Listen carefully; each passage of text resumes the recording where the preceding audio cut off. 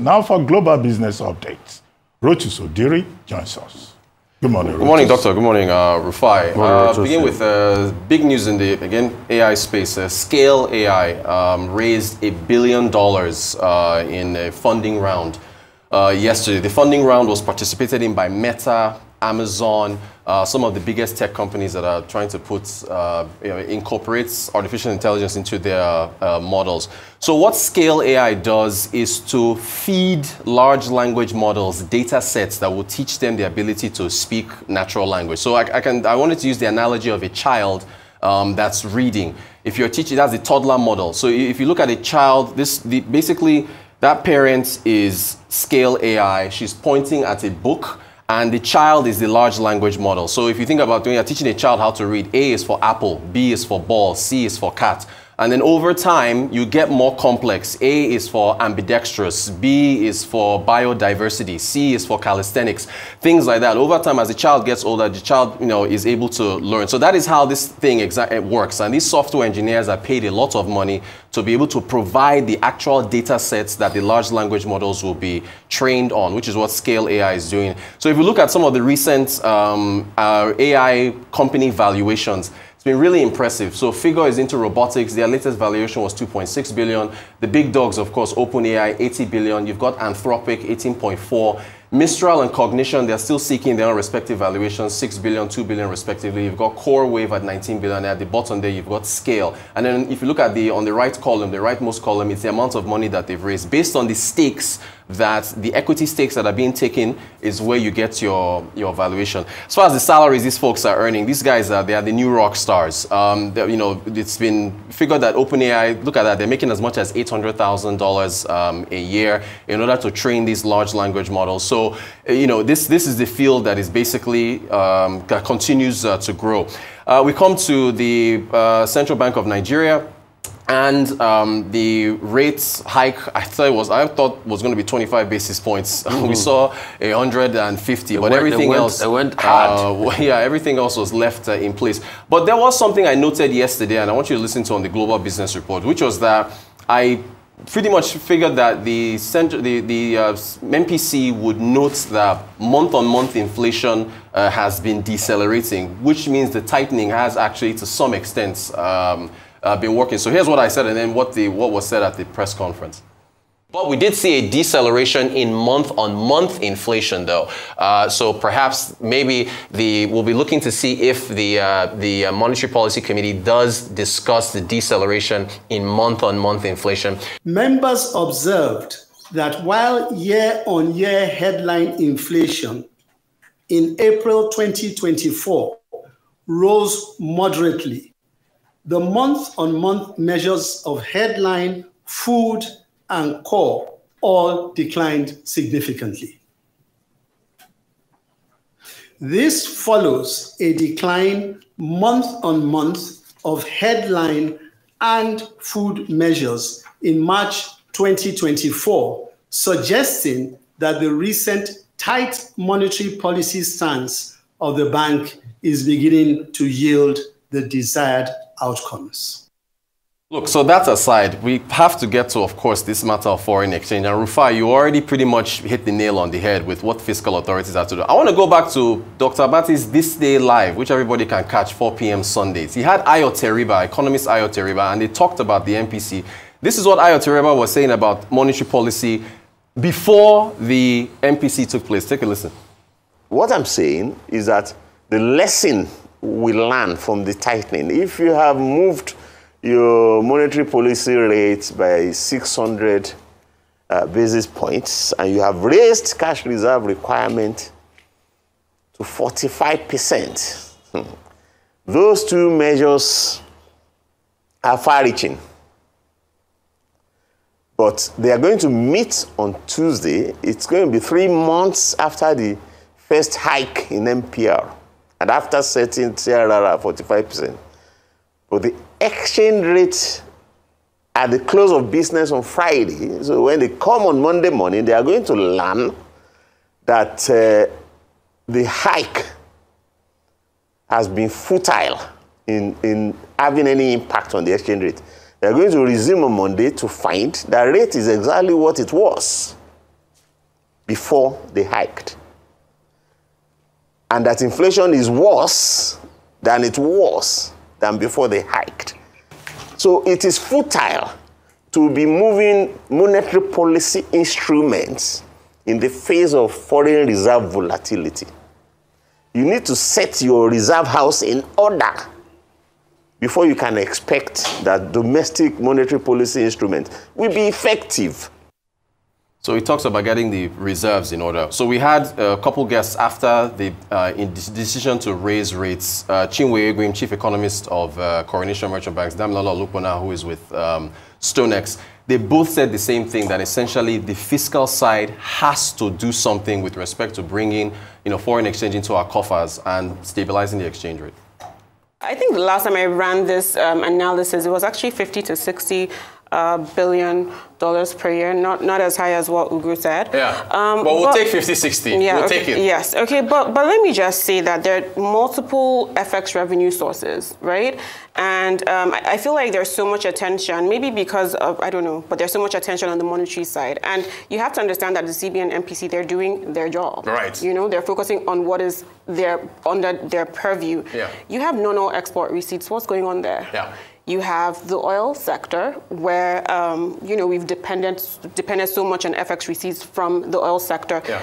Multiple reforms need to happen in that sector for us to see the kind of inflow that we are looking for. The current fundamental framework doesn't support a long-lasting appreciation in the Naira in our view.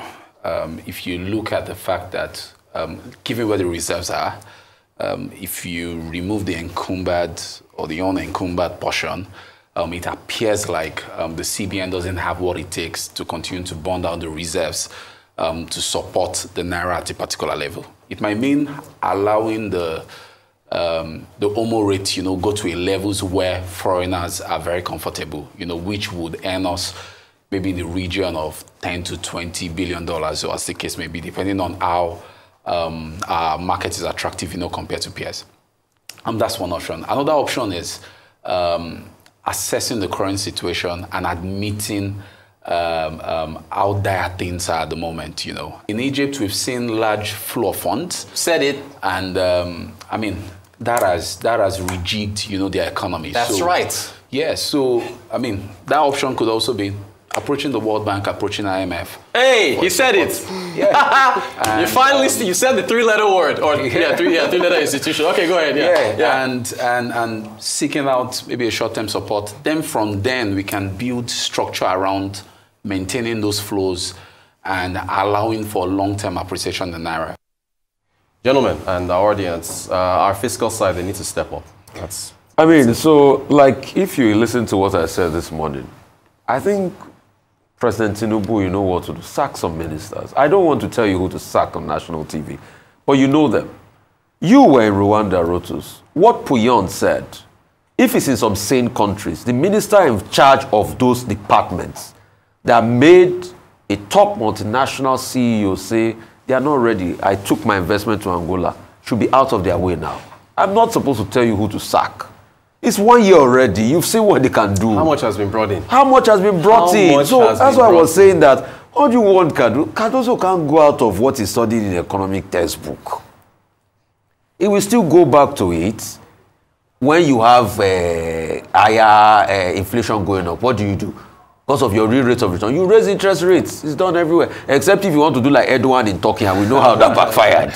Completely backfired. You get? So we know Cardoso is doing what he can do, but the fiscal side, the agriculture, where's the agric minister and all of this? All the tools they said they bought. You're tempting me to mention names now. Okay, what of the so-called, all the rice that they said they brought, that remaining from the one they shared under Emefiele, they brought, where's the food? Where's the productivity of the agric minister? Where are the farms? Where are they? Where's the road to bring in? Where is the rail to bring in this food? Okay, the Minister of Finance, what has he done? How much has he brought? He's the Minister of Finance and coordinating Minister of the Economy. So how much has Mr. Wale Edu himself, how much has he brought? Minister of Trade and Investments. Though I don't want to go there. You're pushing me So now. President Tinubu, you can read between the lines. If it's to reshuffle, to reshuffle. It looks like because nothing has come in. What Mr. Cardozo has done, and he has reached a cul-de-sac, I was saying, is he has over-twisted what the monetary arm can do in OMOs and things like that, and he's hit a cul-de-sac. He can't go further any longer. He's gotten the liquidity that pepped the Naira down a bit, but now the reality has begun to set in. He can't do more than what he... Because with all of this he has done, he has even given us basic in interest for bond yields of 1 trillion. Damilola talked about that. For 1 trillion, that money is there. So what do you expect Cardozo to do? It's not Cardozo. The other people, President Tinubu, bring in the money. Where is the money? You are the money maker. Check your money maker. Okay, the Federal Executive Council operates as a team. Yeah. You know, it's a cabinet. So we don't expect that there should be a weak link within the chain. The president under Section 5 of the Constitution is the head of that team. It is his prerogative to choose, hire or fire whoever he thinks can help him achieve his vision. That's just the principle of it. So we're not even in a position to dictate to him who to sack or not. We can only insist on our expectations as Nigerians that we want a government that performs. A government that delivers in line with the expectations of the people. They've been giving excuses. They've been saying, well, we inherited a bad economy from the Minister of Finance to the Minister of Budget Planning to the coordinating Minister of the Economy to the CBN governor. They have said, look, we are in a very difficult situation. When they give an account by May 29, we would like to listen to some of the explanations. But with regard to monetary policy, what we can establish is that this policy of increasing interest rates to address inflation is not working. It did not work under Emefiele. It's not working under Cardozo. And the question that economists have raised is that, look, are there certain things that we are overlooking? Many have talked about providing an enabling environment for business so that people like Punyan, who was at the conference that you covered, the Africa CEO Forum, will not enjoy the privilege of going to African countries, and African countries that are looking for trade integration and integration in terms of transport and other issues. And Aliko Dangote, who is the richest investor in Africa, who said that he has to obtain 35 visas to travel across Africa. So this is part of the contradiction. So there are, in other words, the theoretical thing, the commonsensical thing, is that there are other issues that the Tinubu government will have to address. Provide an enabling environment, provide infrastructure, provided that infrastructure is not on the basis of pension funds, you know, whose management, transparency of which, you know, many Nigerians have doubts about. So these are some of the issues, to put it like that, without talking about persons. Number two, I was going to ask you, when they adopted this policy of foreign exchange, market determined rates and all that, analysts, including yourself, you said we will reach a point where we will get to a point of price discovery. That's right. I think that's the word you guys use. That's correct. Okay, are we at a point of price discovery now? Because the Naira, again, has been somersaulting, has been depreciating since mid-April. Right. Is this price discovery or something else? Okay. We're still in price discovery, Doctor. Thank you so much. 1 year after, we are still discovering. We will discover Mongo Park very soon.